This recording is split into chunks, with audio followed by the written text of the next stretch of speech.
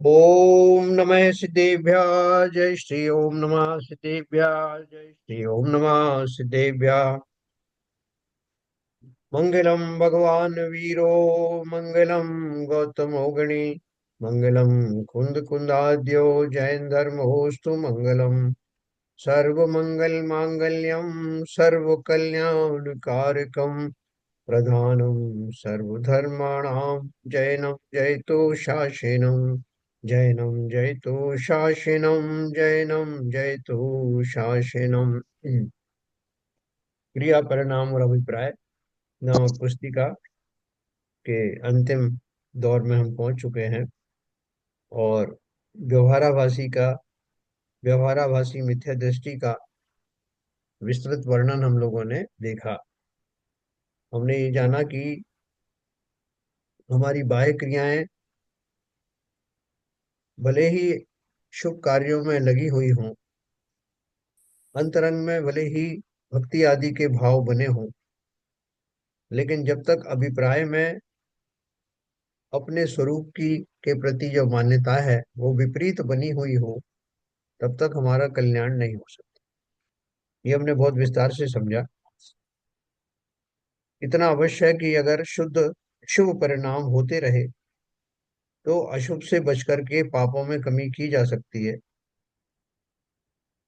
पाप भी कौन से वाले? जो अघातिया कर्मों के द्वारा होते हैं। परिणामों में विकृति जब तक बनी रहेगी तब तक चारों घातिया कर्म की जो बंद और उदय निरंतर चलते रहेंगे।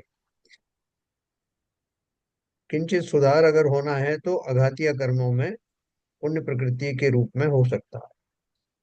लेकिन अगर अभिप्राय हमारा सुधर गया तो हम अवश्य ही मोक्ष मार्ग में लग जाएंगे। उस समय होने वाले अगर परिणाम थोड़े ऊंचे नीचे भी अगर हो जाएं, तब भी उनसे हमारा मोक्ष मार्ग अवरुद्ध नहीं होगा। हो सकता है कि हमें जो 16वें स्वर्ग की प्राप्ति होने वाली हो तो 8वें की हो जाए। चक्रवर्ती के पद की प्राप्ति हो रही हो तो उसकी जगह पर उतना पुण्य नहीं हमने अर्जित नहीं हो पाया तो दूसरा कोई 63 साल का पुरुषों में से कोई और पदवी मिल जाए, वो सब तो हो सकता है।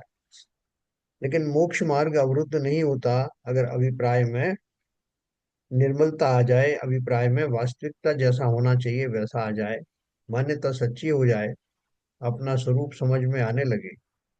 स्वरूप समझ में आने के बाद अपने बारे में मैं कौन हूँ ये भ्रम दूर हो जाए और फिर हमें ये ज्ञात हो जाए कि जब मैं ऐसा हूँ तो कौन सी वस्तु मुझे सुखी कर सकती है। और जवाब होगा कि अपना ही स्वभाव में आना वही सुखीपन का सर्वोत्त सर्वस्व कारण वही है। तो वो हमने अभी देखा। ये हमने जाना कि मिथ्या दृष्टि मुनिराज होते हुए सारे 28 मूल गुणों और पंचमहाव्रत का पालन करते हुए भी पुण्य आदि के प्रताप से जहां तक जाना होता है वहां तक तो जा सकते हैं, लेकिन मोक्ष मार्ग में वो स्थापित नहीं होते। इसके विपरीत जो स्वधर्म स्वर्ग स्वधर्म इंद्र आदि हैं और दूसरे इंद्र हैं जो कि सम्यक दृष्टि है तो हैं, लेकिन बाह्य तपस्चरण आदि संयम आदि की वृत्ति वहां नहीं पाई जाती। उसके बावजूद भी मनुष्य भाव ग्रहण करके एक या दो भाव में ये नियमित प्रक्रिया के द्वारा मोक्ष की प्राप्ति कर लेते हैं। कोई कोई से तो एक भवावतारी होते हैं, स्वधर्म स्वर्ग आदि हैं, लोकांतिक देव हैं, सर्वार्थ सिद्धि के देव हैं, एक भवावतारी होते हैं। तो कुल मिला के हमने ये इसका कंक्लूजन दिया कि हमें वास्तव में अपना अभिप्राय सुधारना। अभिप्राय के सुधरते ही सारे काम संपन्न होंगे। न केवल मोक्ष मार्ग प्रशस्त होगा, बल्कि हम जिस भी पर्याय में संसार में हैं उस पर्याय में होने वाले कष्टों का भी हमें पता भी नहीं चलेगा। यहाँ तक कि नरक में रहने वाले नारकी भी अपने स्वरूप को समझ लेने के कारण नरक के तीव्र दुखों के बीच में भी सुखी अनुभव करते हैं। तो अपन आज उसको देखते हैं। आज कंक्लूड होता तो आज करेंगे, नहीं तो कल करेंगे।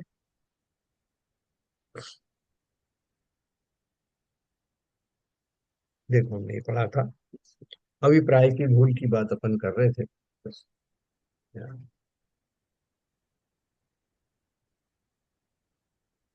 देखो अपन ने उसके ऊपर पढ़ा था कि द्रव्य लिंगी के अभिप्राय में विपरीतता संबंधी इस विवेचन से यह स्पष्ट होता है कि अभिप्राय अर्थात श्रद्धा की परिणति क्रिया और स्वभावों से निरपेक्ष और स्वतंत्र होती है। हैं? स्वतंत्र मतलब आप अपना भाव, अपनी मान्यता को इंडिपेंडेंटली सही कर सकते हो। ऐसे व्यक्ति भी हो सकते हैं जिनके दूर दूर तक जो है कहीं मंदिर नहीं है, मंदिर जाने के भाव तो आते हैं लेकिन मंदिर है ही नहीं।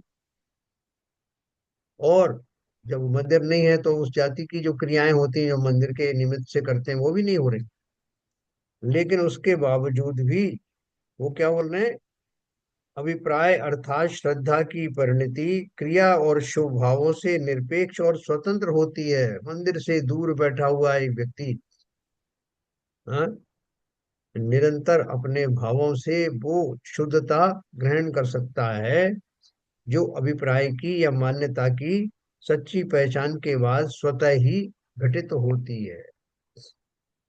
विषय कषाय रूप क्रिया और परिणाम वाले सम्यक दृष्टि का अभिप्राय सही होता है, तथा महावृतादि रूप क्रिया और परिणाम वाले मिथ्या दृष्टि द्रव्यलिंगी मुनि का अभिप्राय विपरीत होता है। हैं? देखो इसमें उन्होंने जो बात कही ना, विषय कषाय रूप क्रिया और परिणाम वाले सम्यक दृष्टि का अभिप्राय सही होता है, इसका अर्थ ये नहीं है कि विषय कषाय धारण करना है तभी आपका अभिप्राय शुद्ध होगा। उनका जो कहने का अर्थ है वो आप समझ गए होंगे। उनका कहने का अर्थ ये है कि भले ही वो सम्यक दृष्टि जीव अभी विषय कषाय आदि रूपी भंवर में फंसा हुआ है, उस गृहस्थी में फंसा हुआ है, तब भी उसका अभिप्राय सही होता है। और इसके विपरीत जो महाव्रतादि रूप क्रिया करने वाले हैं, वो भले ही गृहस्थी से बाहर आ गए हैं, महामुनिराज बन गए हैं, 28 मूल गुणों का पालन कर 28 का पालन कर रहे हैं, और महाव्रत आदि का पालन कर रहे हैं, फिर भी उनका अभिप्राय विपरीत होने के कारण वो इस संसार में ही फंसे रहते हैं। ये अपन ने पढ़ा। एक अपन ने चीज और पढ़ी थी, विपरीत अभिप्राय वाले जीव को निगोद से लेकर नौवें ग्रेवेयक तक जाने योग्य परिणाम हो सकते हैं। क्या रेंज बताई थी विपरीत अभिप्राय वाले जीव को, कि नौवें ग्रेवेयक तक जा सकते हैं, ऐसे योग्य परिणाम हो सकते हैं। अभिप्राय विपरीत है लेकिन महाव्रत आदि पालन करने के कारण से नौवें ग्रेवेयक तक जा सकते हैं। और उसकी रेंज का निगोद से लेकर, कि उसी मिथ्या दृष्टि के निगोद वाले भाव भी हो सकते हैं, और ये नौवें ग्रेवेड तक के भी हो सकते हैं। ये रेंज है पूरी मिथ्या दृष्टि की, लेकिन उस रेंज से ऊपर नहीं जा सकते। नीचे की रेंज तो खैर कोई जाना नहीं चाहेगा, लेकिन ऊपर की जो रेंज है नवमे ग्रेवेड के ऊपर यानी मोक्ष आदि में, वो नहीं जा सकते। इसके विपरीत जो यथार्थ अभिप्राय वाला जीव है, यानी सम्यक दृष्टि जीव है, वो नीचे तो जाएगा ही नहीं, नरक निगोद तो उसको होते नहीं, तिरंच आदि गति में जाता नहीं। तो उसके लिए दो ही रह गए, मनुष्य और देवगति। तो मनुष्य और देवगति में भी बोलते हैं कि वो जीव देवगति में भी लंबी आयु वाला देव बन सकता है, 33 सागर वाली सरवार सिद्धि आदि का, और उसके पश्चात नियम से मोक्ष जाता है। फिर प्रश्न किया, अभिप्राय की भूल प्रकरण प्रारंभ करते हुए पहले आप लिख आए हैं कि हमारा उद्देश्य किसी की निंदा प्रशंसा करना नहीं है, फिर आप यहाँ द्रवलिंगी मुनि की हीनता क्यों बता रहे हैं? अब बार बार कह रहे हो कि वो द्रव्यलिंगी मुनि ज्यादा से ज्यादा बहुत उत्कृष्ट परिणाम हुए तो नौवें ग्रेवेड तक जा सकता है, बाकी मोक्ष नहीं जा सकता। तो आप उसको और पंचम गुण स्थान वाले और चतुर्गुण स्थान वाले से भी हीन बता रहे हो वीतरागता के प्रश्न पर। तो बोल रहे हैं आप तो उन किसी की प्रशंसा और निंदा नहीं करना चाहते, फिर क्यों ये बात कर रहे हो? तो उन्होंने क्या दिया, अरे भाई, यहाँ तो उसके प्रथम गुण स्थानवर्ती होने से उसके मोक्ष मार्गी न होने की यथार्थ स्थिति का ज्ञान कराया है ना।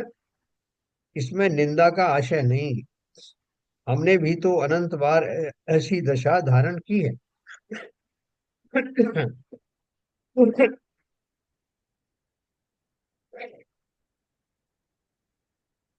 क्योंकि जब अपन ये बात करते हैं तो उसमें जो मिथ्या दृष्टि द्रवलिंगी मुनि की बात चलती है, तो हम सब भी अनंत बार इन दशाओं से होकर गुजरे हैं। इसमें निंदा का आशय नहीं, हमने भी तो अनंत बार ऐसी दशा धारण की है। अतः यह स्वयं हमारी स्वयं की बात है, दूसरों की नहीं। पंडित जी ने स्वयं 8वें अधिकार के चरणान योग प्रकरण में ऊपर ले। द्रव्यलिंगी।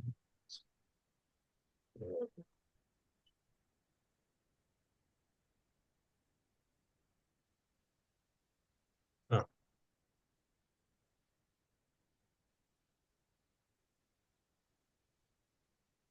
पंडित जी ने स्वयं 8वें अधिकार के चरणान योग प्रकरण में द्रव्यलिंगी को सम्यक दृष्टि द्वारा वंदनीय कहा है। उनका मूल कथन निम्नानुसार है, जो अपन ने वहां पढ़ा था, वो एक बार फिर से अब बताते हैं।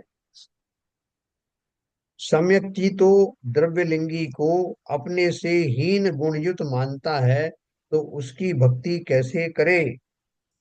क्या सम्यक दृष्टि को पता है कि मुझे सम्यक दर्शन है, इनको नहीं है? उनकी मान्यता कुछ और है, लेकिन फिर भी उनको नमन कैसे कर सकता है? समाधान दिया, व्यवहार धर्म का साधन द्रव्यलिंगी के बहुत है, और भक्ति करना भी व्यवहार ही है। इसलिए जैसे कोई धनवान हो, परंतु जो कुल में बड़ा हो, उसे कुल अपेक्षा बड़ा जानकर उसका सत्कार करता है। कि कोई कुल में कोई बुजुर्ग है, उनके नाती पोते सब जो हैं वो बाहर निकल गए, और वो खूब बड़े बड़े उन्होंने पद संभाल लिए, किसी का बहुत धन हो गया, और ये इनका या कुटुंबी भाई कोई, अब वो कुटुंबी मिलने आया इससे, तो वो बुजुर्गवार तो जो है गरीब है, उनका वो घर परिवार ऐसा संपन्न नहीं है जैसा वो व्यक्ति का है। लेकिन जब वो आएगा मिलने के लिए, तो उस बुजुर्ग को नमन करेगा कि नहीं करेगा? क्यों करेगा? उसका बड़प्पन के कारण, उसके बड़े पद के कारण, उनकी जो वंदनीय स्थिति है उसके कारण। धन में तो वो जानता है कि मैं धन में इनसे बेहतर हूँ, लेकिन फिर भी अपना विनय तो करेगा ना। तो ठीक वही उन्होंने इसकी उदाहरण दिया है कि व्यवहार धर्म का साधन द्रव्यलिंगी के बहुत है, और भक्ति करना भी व्यवहार ही है। इसलिए जैसे कोई धनवान हो, यह धनवान का अर्थ है जो सम्यक दृष्टि हो, ऊंचे गुण स्थान वाला हो, परंतु जो कुल में बड़ा हो, उसे कुल अपेक्षा बड़ा जानकर उसका सत्कार करता है। उसी प्रकार आप सम्यक गुण सहित है, परंतु जो व्यवहार धर्म में प्रधान हो, उसे व्यवहार धर्म की अपेक्षा गुणाधिक मानकर उनकी स्तुति, उसकी भक्ति करता है, ऐसा जान है। ये उदाहरण सबके समझ में आई होगी। उक्त कथन से स्पष्ट होता है कि सम्यक दर्शन ज्ञान बिना सम्यक चारित्र होता ही नहीं।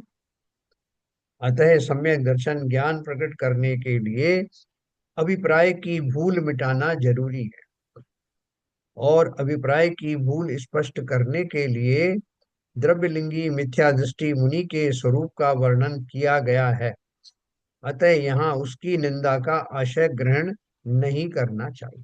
है ना? हम और आप हैं जैसे, हमको अपन को कोई बीमारी हो जाए, तो अपन क्या करते हैं कि अपन डॉक्टर के पास जाते हैं, कोई दूसरे डॉक्टर के पास से बोलते हैं, डॉक्टर साहब मैंने बड़ा इलाज किया, बहुत जगह में गया, मैंने बहुत सारी जो है तरह की औषधियां ली, लेकिन मुझे कुछ लाभ हुआ नहीं। तो अब आप कुछ ऐसा उपाय बताओ कि मेरी वो व्याधियां जो हैं वो दूर हो जाएं। बोले कब से कर रहे हो उपाय? बोले साहब लगभग सारा जीवन ही पूरा हुआ जा रहा है, जब से इलाज कर रहा हूँ ठीक हो नहीं रहा। तो हमारी अभी भी चाहत बनी हुई है कि अब भी कोई उपाय मिल जाए जिससे मेरा ये बरसों पुराना रोग दूर हो जाए, उस रोग के कारण मिल जाए, और उन कारणों को दूर करने का उपाय मिल जाए। ठीक उसी प्रकार से हम और आप अनंत बार द्रव्यलिंगी मिथ्या दृष्टि बन करके मोक्ष मार्ग में प्रविष्ट होने का कैसा है अयथार्थ प्रयत्न कर चुके हैं, झूठे प्रयत्न कर चुके हैं, कारगर नहीं रहा हमारा प्रयत्न। जिसने जैसा कहा हमने वो सब किया, बहुत व्रत किए, बहुत नियम संयम धारण किए, बहुत मंदिरों में भक्ति स्तुति की, अनंत बार मुनि बने, 28 मुनिगुण का पालन किया, पंच महाव्रत, 22 परिचय, सब कुछ किया, लेकिन मोक्ष मार्ग मिला नहीं। ये हमारी आपकी बात है। तो हम अब शास्त्रों के माध्यम से या संत पुरुषों के माध्यम से अपनी इस दशा का वर्णन करके उनसे कारण जानना चाह रहे हैं कि हम अभी तक मोक्ष क्यों नहीं जा पाए, जबकि निरंतर हम भक्ति आदि में लगे रहे। हमें कारण बताया जाए कि हम क्यों यहाँ रुके हुए हैं, हमने जो उपाय किए उसमें क्या गलती। तो वो गलती का निवारण करने के लिए मोक्ष मार्ग प्रकाशक ग्रंथ में ये चीजें बताई गई। ये हमको ही ये एड्रेस किया हुआ है। हम ही थे वो द्रवलिंगी मिथ्या दृष्टि मुनि, और आगे भी बन सकते हैं अगर हमारा अभिप्राय अभी भी सुधरा नहीं तो। इसलिए ये पूरी पुस्तक हमको ही समर्पित है। हमको ही कहा जा रहा है कि भैया, तुमने जो किया है वो गलती क्या की है, वो गलती हम आपको बता रहे हैं। अब ये गलती समझने का समय आ गया। गलती हमको समझ में भी कुछ कुछ आ रही है। इसमें किसी को लग रहा हो कि हमारी गलती नहीं है, इसमें हमने क्या गलत किया, तो बताओ भाई, अभी अपन डिस्कस कर लेते हैं। तो ये बोल रहे हैं, अभिप्राय की भूल स्पष्ट करने के लिए द्रव्यलिंगी मिथ्यादृष्टि मुनि के स्वरूप का वर्णन किया गया है। अतः यहाँ उसकी निंदा का आशय ग्रहण नहीं करना चाहिए। प्रश्न किया, आप भले ही निंदा ना कहें, परंतु हम तो इसे निंदा ही समझें। हैं? समझते रहो। हाँ? वो अड़ गया, चला कि आप भले ही नहीं कहो, लेकिन आप जो बोल रहे हैं हम तो उसको निंदा ही मानेंगे। उत्तर दिया, भाई, यदि निंदा ही समझना हो तो अपनी स्वयं की निंदा समझना, दूसरों की नहीं। क्योंकि अपना भला बुरा हो तो अपने परिणामों से होता है।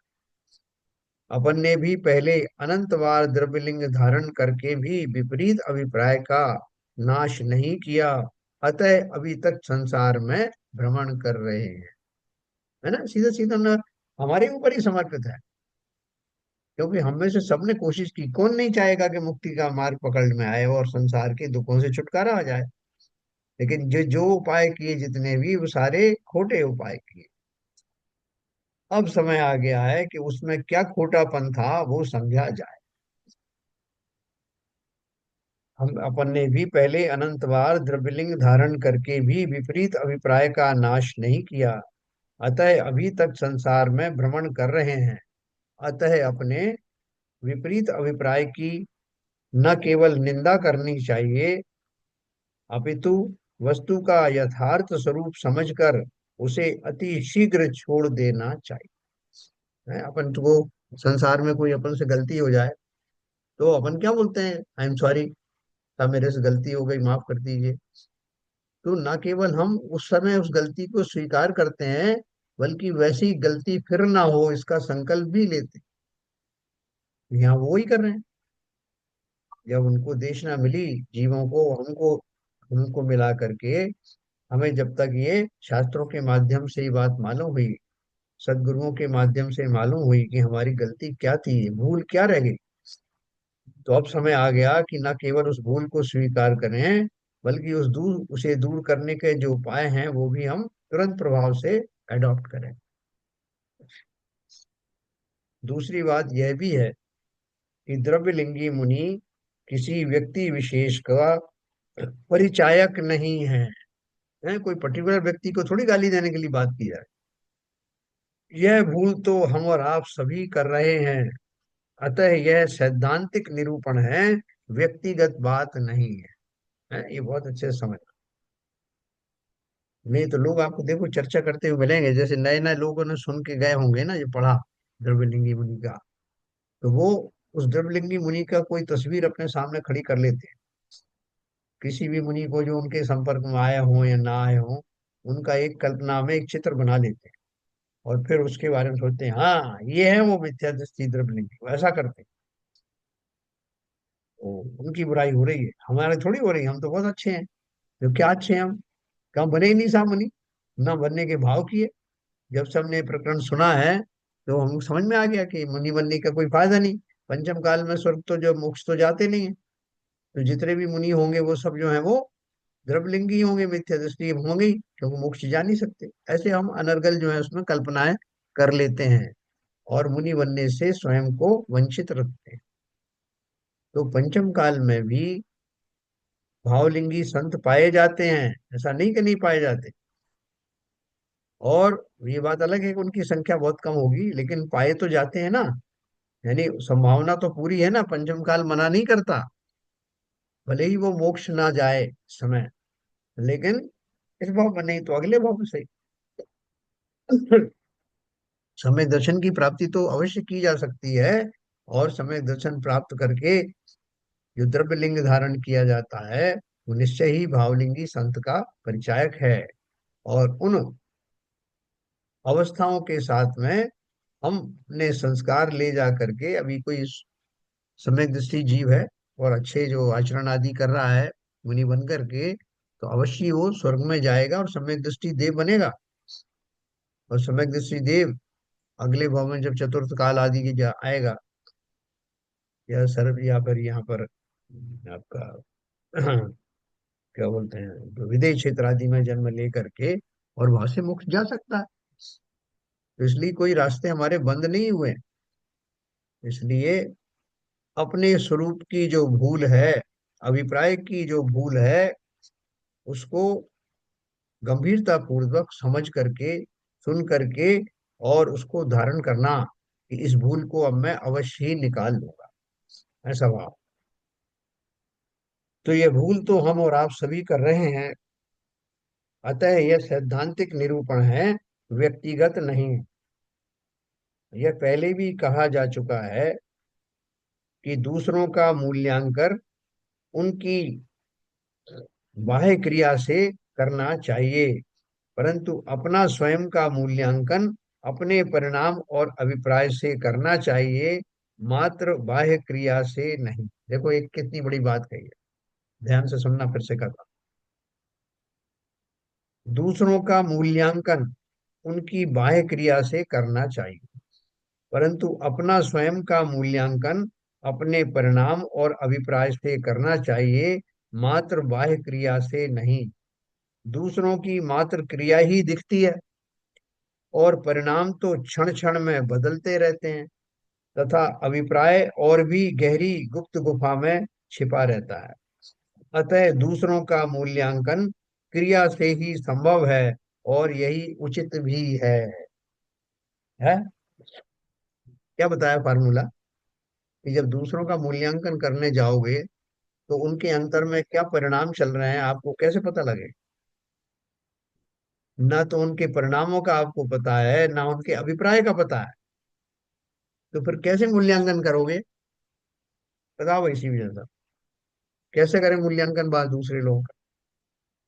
दूसरे लोगों का मूल्यांकन तो उसके बाहरी व्यवहार से ही हो सकता हाँ। है। वो तो बात जिन्होंने सही सही लिखा है, जी। अपना स्वयं का मूल्यांकन अपने परिणाम और अभिप्राय से करना चाहिए, बिल्कुल। बाह्य क्रिया से नहीं करना चाहिए। तो हमको दूसरों का मूल्यांकन करना ही क्यों है? हमको अपना हाँ करना है अंदर। नहीं, वो तो बात सही है, मगर उन्होंने सवाल पूछा है। तो दूसरों का मूल्यांकन बाहरी व्यवहार से ही कर सकते हैं और किसी से नहीं कर सकते हैं। हाँ, अगर व्यवहार से ही जाना जाएगा, और अंदर कितना उसका वो है, तब तो जा ही नहीं सकते ना। जा ही नहीं सकता।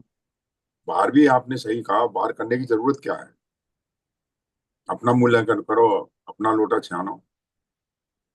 देखो ये भी बात अपन भी बात करेंगे कि दूसरों का मूल्यांकन करने की जरूरत कहाँ है, ये भी अपन बात करेंगे। पहले ये चैप्टर, ये पूरा पैराग्राफ पढ़ते हैं। और अभिप्राय से अपना मूल्यांकन अपने परिणाम और अभिप्राय से करना चाहिए, मात्र बाह्य क्रिया से नहीं। यानी मैं स्वयं हूँ और मैंने भी दो दूसरों की देखा देखी वो पीछे कमंडल ले लिए, और अंदर में मेरे परिणाम बहुत दूषित चल रहे हैं, बहुत दूषित चल रहे हैं। और मैं आहार आदि के लिए भी मन में प्लान करता हूँ, मैं दूसरों को उपदेश भी ऐसा देता हूँ जिससे मुझे अच्छे से अच्छे भोजन कराए जाए। और कोई भी अंतराय वगैरह हो तब भी मैं उनको अनदेखी करके आहार आदि लेता रहूं।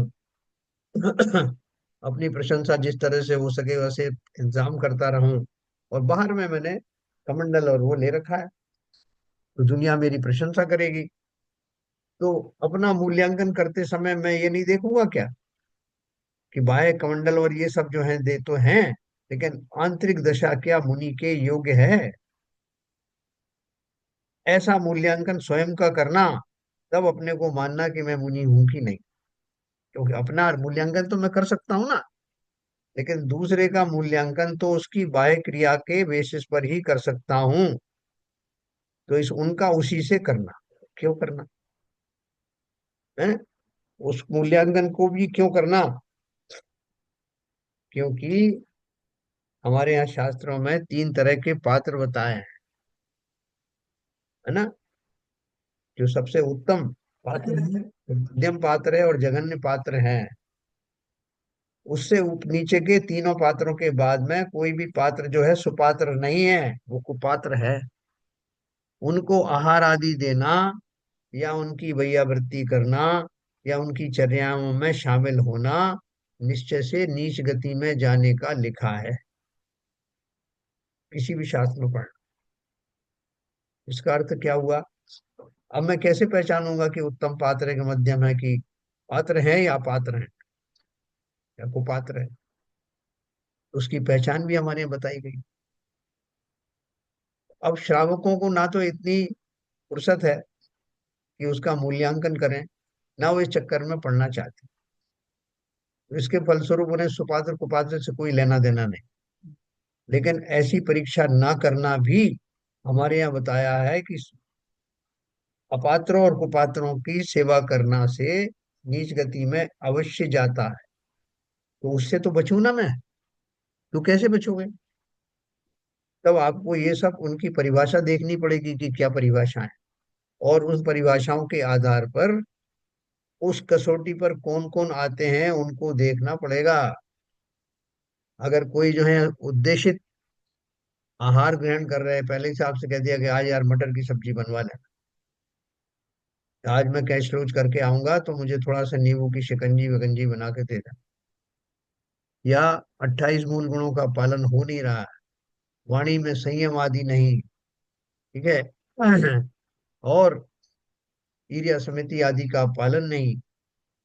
बहुत सारे लोगों को तो 28 मूल गुण पता भी नहीं है कौन से 28 मूल गुण होते हैं। लेकिन ये अगर मुझे धर्म के मार्ग पर चलना है तो हमें जानकारी होना आवश्यक है। नहीं सर, क्योंकि हम। एक चीज हाँ, है यहाँ पर। बोलिए। अगर इस तरह का कोई मुनि रूप धारण करता है हाँ, और इस तरह का अगर उसका व्यवहार है, तो ये तो व्यवहार स्पष्ट दिख रहा है, उसमें तो मूल्यांकन करने की जरूरत ही नहीं है। बिल्कुल सही बात। मूल्यांकन तो जब होता है कि उसका विश्लेषण किया जाए, उसका निरीक्षण किया जाए। ये स्पष्ट दर्शा रहा है कि जो भी आपने अभी एग्जाम्पल दिए, चाहे आहार के रूप में चाहे अपनी प्रशंसा के रूप में, हाँ, ये तो स्पष्ट स्पष्ट दिख रहा है। तो वो तो क्या कहते हैं, मुनि है ही नहीं। हाँ। तो यहाँ तो मूल्यांकन करने वाली बात आती नहीं।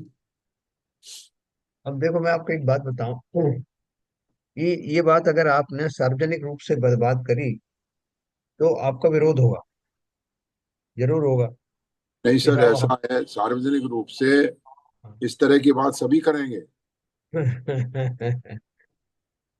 उस समय एक आदि दो लोग ऐसे मिलेंगे, वो कहेंगे कि भाई यार ये मुनि मुनि मुनि रूप धारण किया है, उनकी निंदा मत करो, हाँ, अनदेखी करो। हाँ, इसका इसका रिवर्स होगा, मूल्यांकन तो होगा ही नहीं, और हाँ, उसको छिपाएंगे जिससे जैन धर्म का क्या कहते हैं ना, अवहेलना नहीं हो। हाँ, बराबर, समझे, तो ये बराबर। उसका रिवर्स प्रोसेस है आज के टाइम में। हाँ, तो उसके लिए मैं एक उपाय बताता हूँ। जो आपने बिल्कुल सही कहा कि आज आपको मेजोरिटी में लोग यही बोलेंगे और आपसे भी बोलेंगे कि भैया मुनि की तरफ देख रहे हो, खुद को तो देखो हाँ, ना, वैसे श्रावक ही नहीं है तो ऐसे मुनि कहाँ से बनेंगे। हाँ, ऐसा भी आपसे कहा जाएगा। तो अपन कैसे रास्ता निकालें बीच का? क्योंकि शास्त्रों में सीधा सीधा उल्लेख है कि अगर तुमने ऐसा किया तो तुम कुगतियों में जाओगे। और दूसरी तरफ हमारी समाज है जो कह रही है कि ऐसे जो मुनि हैं उनको उनकी अनदेखी करो, उनमें जो कुछ कमियां हैं उनको मत देखो, और उनको बाकायदे जैसे सुपात्रों के साथ व्यवहार किया जाता है वैसे ही उनके साथ करो। तो अभी इसकी बीच की स्थिति मैं आपको बताता हूँ कि इसमें कोई शक नहीं कि आज पंचम काल का समय है। बहुत सारी शिथिलताएं जो है वो स्वाभाविक रूप से प्रकट होती हैं, इसमें कोई शक नहीं। आप ऐसे 28 मूल गुणों के धारी को पालने वाले को ढूंढोगे तो आपको बहुत मुश्किल से कोई मिलेगा, जबकि ये बाह्य आचरण है। आंतरिक भाव की तो बात ही नहीं, भावलिंगी संत की तो बात ही नहीं। 28 मूल गुणों का पालन और पंचमहाव्रत का विधिवत पालन करने वाले विरले ही मिलेंगे। अब हम क्या करें, समाज में रह रहे हैं, जो भी मुनि हो रहे हैं उनकी अवहेलना भी नहीं कर सकते और नहीं करना भी नहीं चाहिए। क्यों? क्योंकि जो मुनि बन गए हैं, अब उनका आहार का अगर आपने इंतजाम नहीं किया तो वो इस दशा में कोई होटल में खाना खाने जाएंगे नहीं। तो उनकी जो दुर्दशाएं होंगी उसका जिम्मेवार समाज ही होगा। और हमारा धर्म जो है, वो धर्म भी, उसमें भी दोष लगाने वाले बहुत मिल जाए। तो आपको एक बीच का रास्ता निकालना पड़ेगा कि भैया ये कुछ भी, जो कुछ भी शिथिलताएं दिख रही हैं, वो शिथिलताएं कम से कम जब मैं मुनि बनूं तो मुझ में ये शिथिलताएं ना आए, ऐसा दृढ़ संकल्प अपने अंदर पैदा करना। और दूसरे जो अभी मुनि जैसे तैसे बन गए हैं, अगर आप प्रयत्न कर सकते हो किसी भी माध्यम से, किसी जो आचार्य के माध्यम से, किसी बुजुर्ग के माध्यम से, एकांत में उनको अगर आप कुछ समझा सकते हैं तो वो प्रयत्न करें। अगर नहीं कर पाए हैं तो कोई बात नहीं, लेकिन मन में उनके प्रति द्वेष भाव भी मत रखना। आपका मन करे तो उनको आहार देना, नहीं करे भाव तो उनकी अवज्ञा भी मत करना, ना उनकी ये सार्वजनिक आलोचना करना। क्योंकि ये हमारे यहाँ एक जो दोष बताया है ना, कि किसी के भी दोष जो है इधर उधर करने में भी ये जो भाव है हमारे, वो सही नहीं माने जाते, दोष लगता है। तो बहुत स्थिति बड़ी नाजुक है कि आपको इन नहीं, सब जब की हम दोस्त देखना चालू करते हैं तो फिर हमारी एक हैबिट बन जाती है, फिर हम उन्हीं पे ध्यान रखते हैं। तो वो एक हमारा वो है ना, कौन सा भाव है वो, जिससे हमको मतलब उनका गुप्त रखना चाहिए, है ना। उनके जो ज्ञानी है, अब ज्ञान, हाँ उपगुण अंग होता है ना जो, बराबर, उपगुण अंग होता है, तो उसमें अगर हम भी तो सच्चे श्रावक बनने की चेष्टा करें ना, तो इस बजाय इधर उधर कहने के अगर आप थोड़ा सा साहस कर सकते हैं, आपको वो सब नॉलेज है, तो एकांत में मुनिराज से चर्चा कर सकते हैं, या दूसरे मुनियों के माध्यम से संदेश फैला सकते हैं।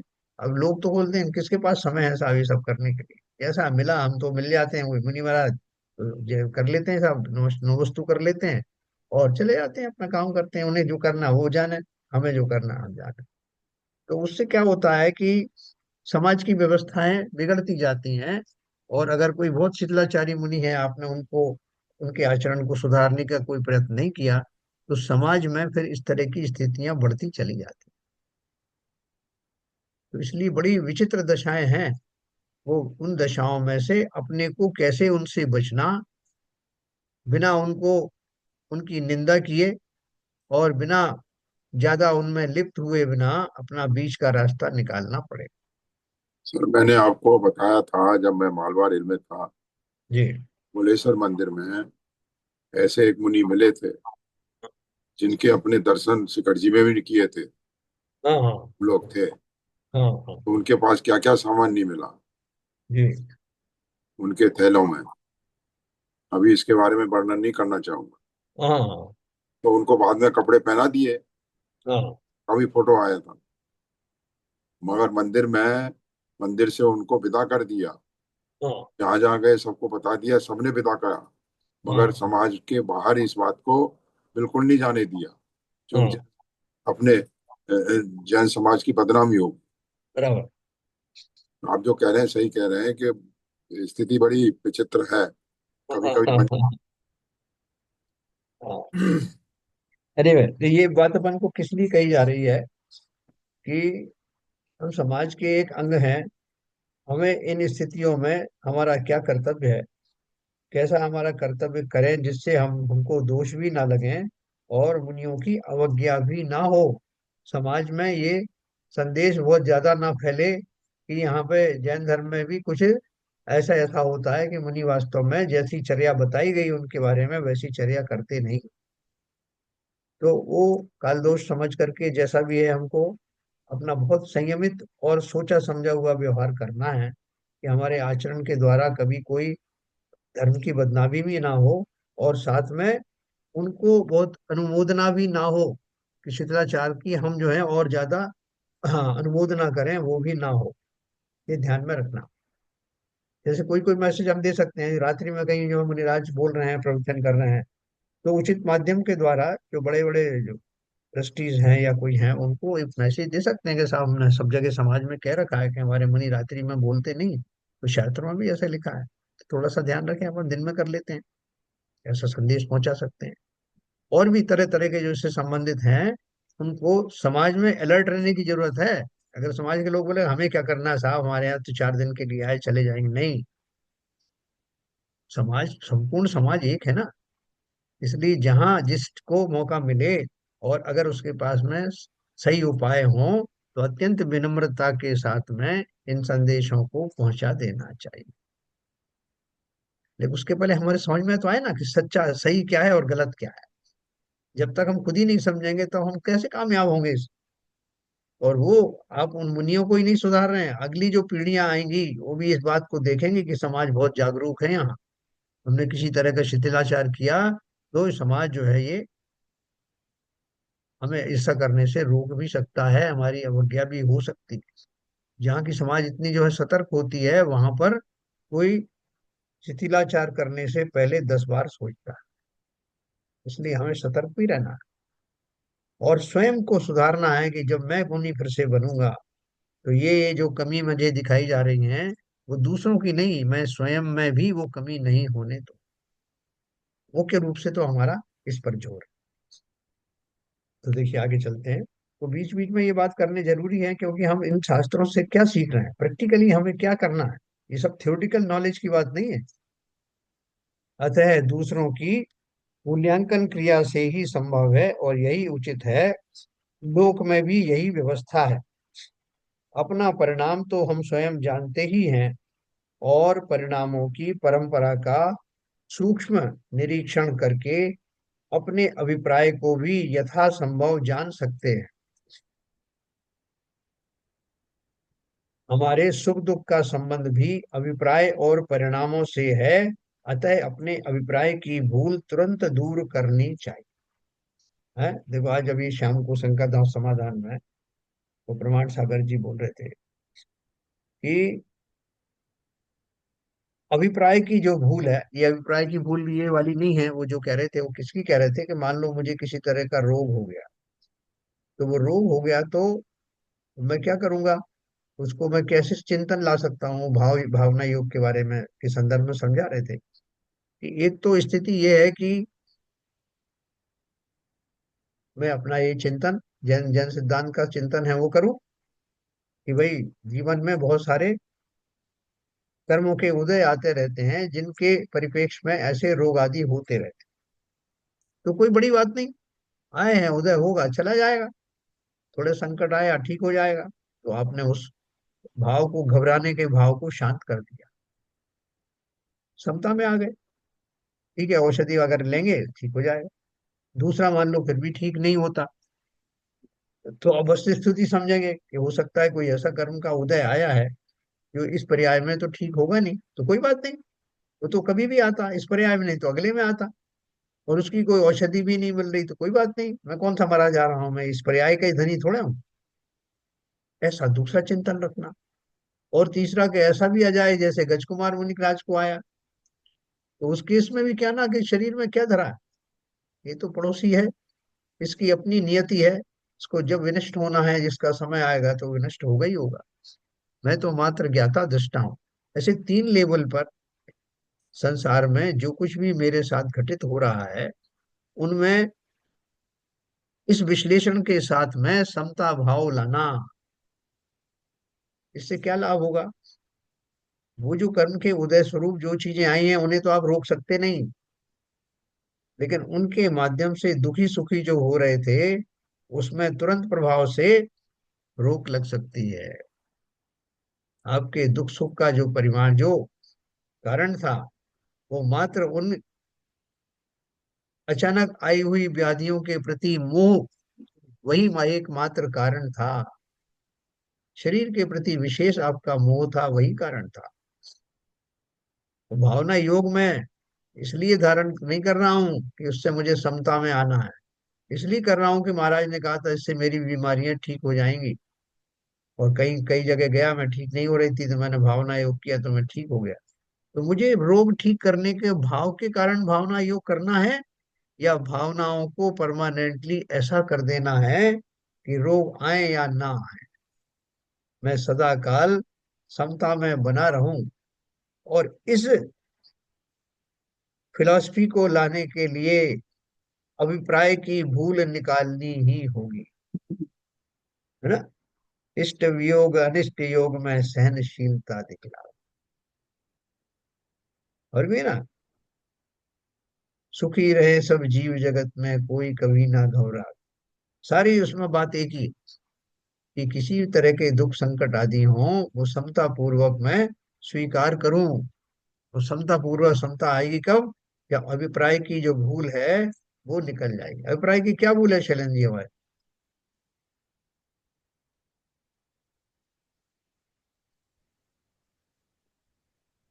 अभी अपन इतने दिन से पढ़ रहे हैं, वो अभिप्राय की भूल है क्या? मतलब हम लोग जो भी क्रिया कर रहे हैं और जो भी हमारे हैं, और उसमें यदि उस जो मूल भावना को ना लेते हुए दूसरी कोई अतिरिक्त भावना जुड़ जाती है तो अभिप्राय की भूल हो जाती है। जैसे अभी आपने ही बताया कि जैसे कि हमारा जो द्रव्य लगी मोमनी है, पूरी क्रिया करते हैं, लेकिन उन्होंने अभी भी शरीर को अपना नहीं माना है। तो उनका जो मुनीपना है वो, मतलब हमारी दृष्टि में, उनकी खुद की दृष्टि में वो एक तरीके से अ, अ, भले ही वो 28 मूल गुणों का जो पूरा पालन भी कर रहे हैं, उसके बावजूद भी वो तबलगी मुनि का उनका कहलाएगा, क्योंकि उनके अभिप्राय में भूले कि अभी भी वो शरीर को वो अपना मान रहे हैं। अभी भी उनको वो ये भान है कि मैं, ये जो मैं शरीर है वही मेरा मुनि है। हम्म, तो यही है एक अभिप्राय की भूल मानी जाएगी। बताएं, शिवजन साहब बताएं। जी, मेन अभिप्राय की भूल तो हमारा मिथ्यात्व है। हम्म। अभिप्राय तो दो ही तरह के हैं ना, हम्म। सम्यक अभिप्राय और मिथ्यात्व अभिप्राय। तो मेन तो मिथ्यात्व ही है। मैं ही शरीर हूँ, शरीर मेरा है। स्वपर का भेद विज्ञान नहीं है, तो यही यही सबसे बड़ी अभिप्राय की भूल है।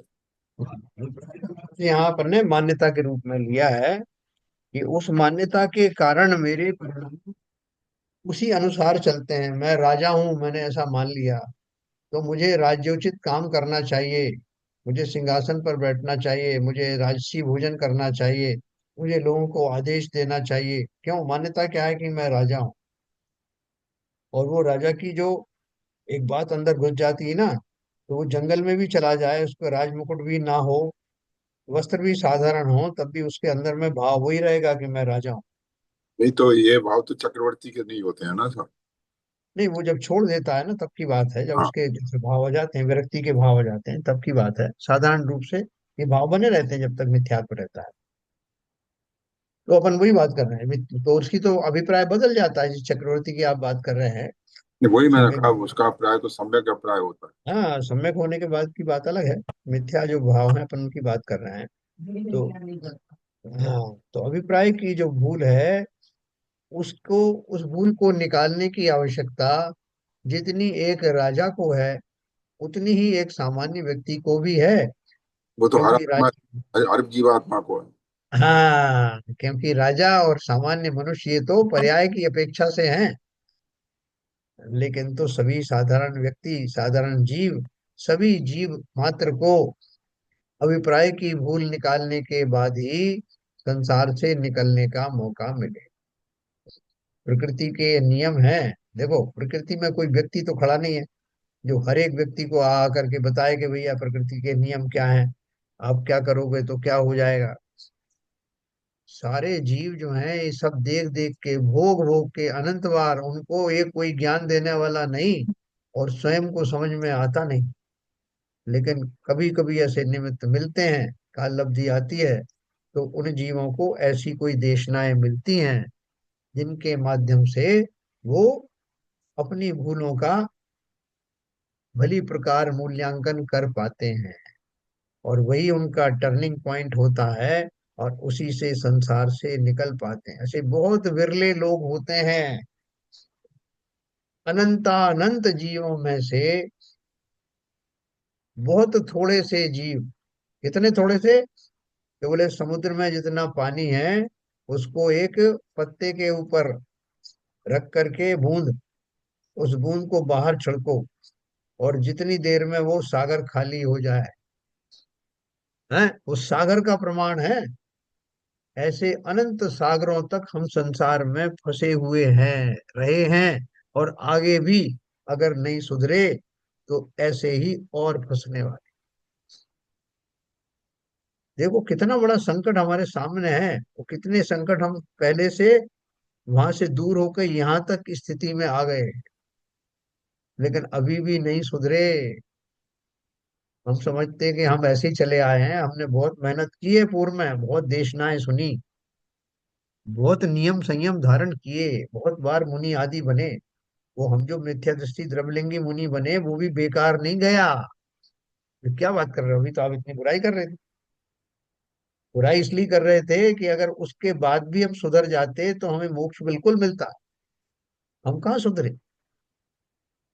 उसका जो अभिप्राय था, हम जो मिथ्या दृष्टि द्रवलिंगी मुनि बने, उन दशाओं में हमने चारित्र का पालन भी किया, बहुत भक्ति भाव भी सब धारण किया, लेकिन अभिप्राय की भूल नहीं निकाल पाए। तो वो जो पुण्य आदि जो मिला हमको, उसके फलस्वरूप हमें मनुष्य गति तो मिल गई, लेकिन अभिप्राय की भूल तो अभी भी नहीं निकली। स्वर्गों में भी हुआ है, बहुत टूर किया हमने, लेकिन अभिप्राय की भूल ना निकलने के कारण वो हमारा सारा उपक्रम बेकार चला गया।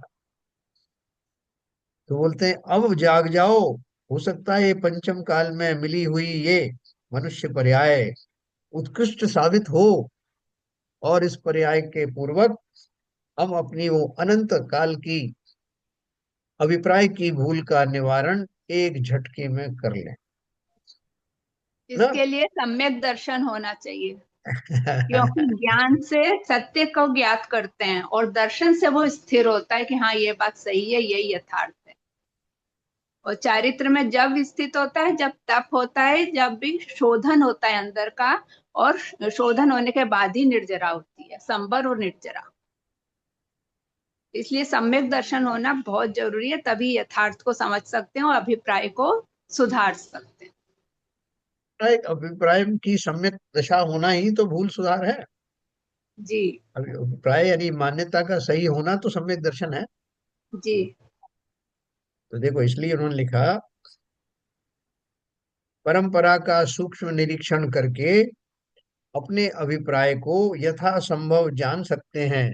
हमारे सुख दुख का संबंध भी अभिप्राय और परिणामों से है, अतः अपने अभिप्राय की भूल तुरंत दूर करना चाहिए।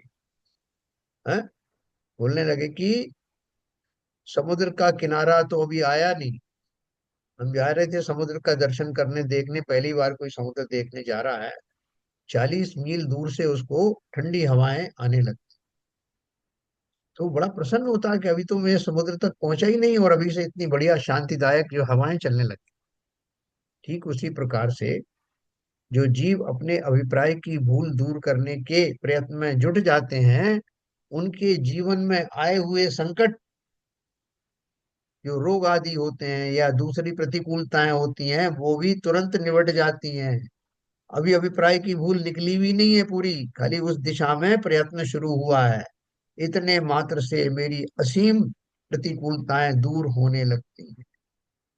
हम और आपको ही देख लो, हम अभी सम्यक दृष्टि नहीं हुए, लेकिन इस चिंतन के माध्यम से पहले की अपेक्षा से होने वाली प्रतिकूलताओं में हमारे आर्त रौद्र ध्यान उतने तीव्र नहीं होते। बहुत जगह हम समताएं धारण कर लेते हैं कि भैया ठीक है, कोई उदय आया कर निकल जाएगा, है। हमेशा एक जैसा नहीं रहता, दिन के बाद रात, रात के बाद दिन अवश्य आता है। कोई भी चीज स्थायी नहीं है। तो वो सब भाव हमको पर्यायों में आने वाले संकटों को सहन करने में बहुत ज्यादा संबल देते हैं। इसलिए अपनी इस जब इतने से इतना मिलता है तो अभिप्राय की संपूर्ण भूल निकल जाने के बाद तो मेरा जीवन वास्तविक जीवन होगा, आदर्श जीवन। तो आज अपन इसको यही समाप्त करेंगे, क्योंकि ये चिंतन इतना अच्छा चल रहा है, इसलिए ये बड़ा स्लो चल रहा है। अभी हमने एक पैराग्राफ ही पढ़ा। तो अभी कल अपन ये पूछेंगे इनसे, इन्होंने जो उत्तर दिया था कि दूसरों की तो बाह्य क्रिया को देख के मूल्यांकन करना और अपनी आंतरिक क्रियाओं, आंतरिक दशाओं। तो किसी ने प्रश्न पूछा है, इसका जवाब कल पढ़ेंगे कि दूसरों का मूल्यांकन उनकी बाह्य क्रिया से करना चाहिए। इस कथन का आशय क्या है? क्या इस क्रिया से उसे पापी या धर्मात्मा मान लिया जाए? हैं? देखो, बहुत बढ़िया क्वेश्चन है, कल अपन इसका आंसर पढ़ेंगे। चलिए, थोड़ा सा अपनी तरक्की हो रही कि नहीं हो रही इस पढ़ने से, अपन वहीं के वहीं बने हुए करत करत अभ्यास के जड़मत हो। हैं? ना, देखो, निरंतर चिंतन से कुछ कुछ जो छुपी हुई हमारे जो भाव होते हैं उनमें भी निखार आने लगता है। तो अपना मूल्यांकन तो कर सकते हैं, हाँ, हम कहाँ खड़े हैं। बिल्कुल अपना मूल्यांकन कर सकते हैं, इंट्रोस्पेक्शन कर सकते हैं। और बिना कोशिश किए भी ये हमारे अंदर बैठ जाता है, संस्कारों में चले जाते हैं। तो जब दोबारा कोई प्रतिकूलता आएगी, वो हमारा छुपा हुआ संस्कार काम आएगा। चलिए, संजय प्रकाश जी, ये हमारी स्थिति है।